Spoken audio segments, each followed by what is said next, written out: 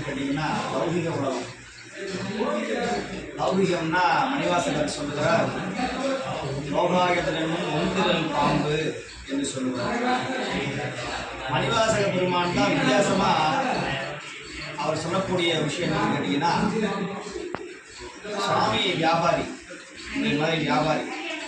என்ன வியாபாரி அப்படிங்கிறார், அதுதான் பெருமான் வந்து விறகு விற்கிறார், மாணிக்கம் விற்கிறார், வளையல் வியாபாரம் பண்ணுறார்.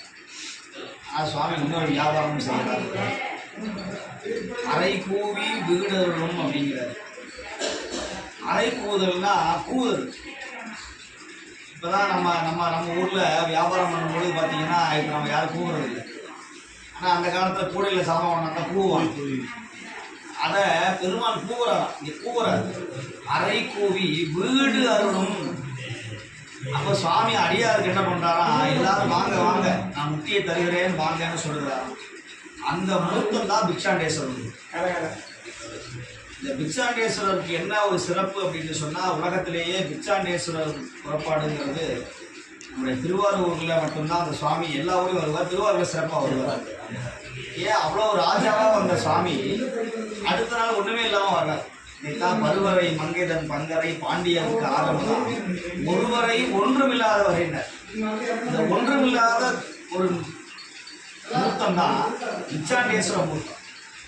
அதில் மிகப்பெரிய சிறப்பு தான் சுவாமி அந்த புள்ளிருக்கும் பூச்சி பிணத்தாய் போற்றிங்கிற புல்வாய் முதலை திருவிழைன்னு சொல்லுவார். அந்த மானுக்கு பெருமான் இங்கே கொடுக்குறாரு. இந்த பக்கம் குண்டோதரன் போன்ற பூதகணங்களை ஆட்படுத்தி தன்னை ஒரு நிர்மல மூர்த்தியாக நிர்வாண மூர்த்தியாக வச்சுக்கிட்டு சுவாமி வந்து வீதியில் வருவார். பிக்ஷாண்டேஸ்வரர். பிச்சை வேற பிக்ஷை வேற, அது யாரும் புரியறதில்லை. பிச்சைங்கிறது கேட்டு பெறுறது, பிச்சை மா தாயேன்னு கெஞ்சுறது. ஆனால் பிக்ஷைங்கிறது இவங்களா தானம் பண்ணுறது. இவங்க யாரும் கேட்க மாட்டாங்க. பிக்ஷைங்கிறது போய் அப்படியே போயிட்டு இருப்பாங்க. இதை பார்க்கிற அந்த அடியார்கள் மாதர்கள் தான் பெருமானுக்கு போய் பிக்ஷை போடுவாங்க. அதனால் பிச்சை என்பது கேட்டு வாங்குவது, பிக்ஷை என்பது தானாக விழுவது. அதனால் சுவாமி தானாகவே நம்முடைய ஆன்மாக்களை ஏற்றுக்கொள்வதற்காகத்தான் பிக்ஷாண்டேஸ்வரர். சொல்லப்போனால் உலகத்திலேயே நம்முடைய திருச்சிராப்பள்ளியில் இந்த அப்போல்லாம் வந்து இது பிச்சாண்டர் கோயில் தான் பேர். நான் பின்னால் வந்து எனக்கு தெரிஞ்ச பிச்சாண்டர் கோயில் தான் பஸ்லேயே போகும். ஆனால் இன்றைக்கி என்னாச்சுன்னா உத்தமர் கோவில் அப்படின்னு, நம்ம சமயம் உத்தமன் தான். உத்தமன் அத்தன் உரையான். அதனால் நம்முடைய சாமி பேருக்கும் உத்தமன் உண்டு. அதனால் பிச்சாண்டேஸ்வர பெருமானும் ஒன்று தான், உத்தமனும் ஒன்று தான், எங்கள் உத்தமன். அதனால் அவன் உத்தமன். அவர் புருஷ உத்தமர். இவர் எல்லா புருஷ உத்தமனுக்கும் உத்தமன். அதனால் நம்முடைய பெருமான் வந்து எதையுமே எளிமையானவர். என்ன சொல்ல போனால் அவர் ஏகபாத மூர்த்தி. தன்னுடைய வீட்டில் விஷ்ணுவுக்கும் பிரம்மனுக்கும் இடம் கொடுத்துருக்கிறார். இதுதான் பாண்டி கொடுமுடி. மற்றொன்று நம்முடைய இந்த பிச்சாண்டேஸ்வரர் கோவில். எங்களை பொறுத்தமட்டிலும் அதை பிச்சாண்டர் கோவில் என்று தான் சொல்லணும். அதனால் இவங்க பின்னால் அது நாகரிகமாக இல்லைங்கிறதுனால பிச்சைன்னு பேர் வைப்பாங்க. அப்போ எனக்கு கூட ஒரு வாத்தியார் இருந்தார், பிச்சை வாத்தியார் இருந்தார். அது மாதிரி பிச்சை அப்படின்னாவே பிச்சை கட்டணம் உண்டு.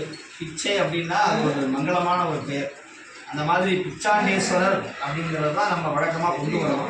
உத்தமர் கோயிலுங்கிறது பின்னால் அது மகாவிஷ்ணுவை எல்லாம் சிவபெருமான் தான் எல்லாம் இருக்கிறாங்களே. சிவபெருமான் தான் எல்லாரும் சோதனை தலைவருங்கிறாரு.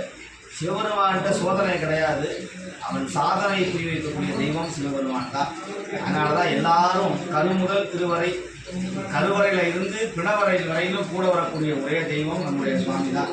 மயானத்தில் பெருமாள் இருக்க மாட்டார். ஆனால் இன்றைக்கும் ஓயாமல் சுடுகாட்டில் எங்கேயாவது ஒரு சமாதி மேலே ஒரு சிவலிங்கம் இருக்கும். இன்றைக்கி ஒரு சிவலிங்கம் அங்கே தான் இருக்குது. இன்றைக்கி அந்த அரிசிடக்கூடிய சிவலிங்கம் இருக்குது. அதனால் எதுக்கு சொல்ல வரேன் அப்படின்னா, சிவபெருமானை எல்லாரும் அணுக முடியாது. அந்த சிவபெருமானை அணுகுவதற்கான எளிமையான வழி திருமுறைகள்.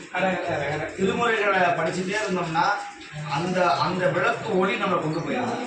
நீங்கள் ஒன்றுமே செய்ய வேண்டிய அவசியம் இல்லை.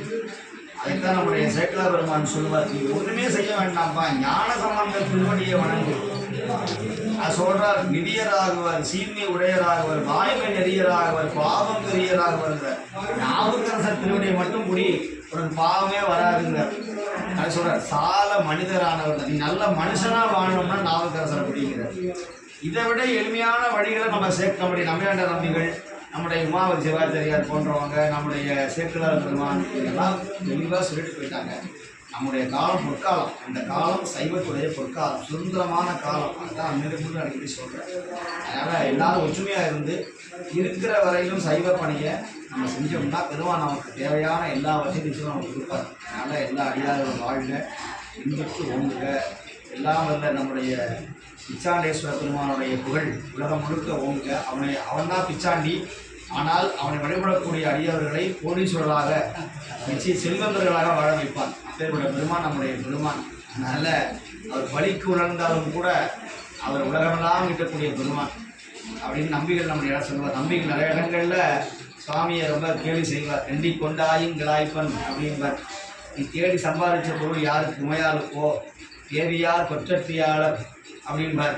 கணபதியேல் வயிறுதாரி அப்படின்னு சொல்லுவார்.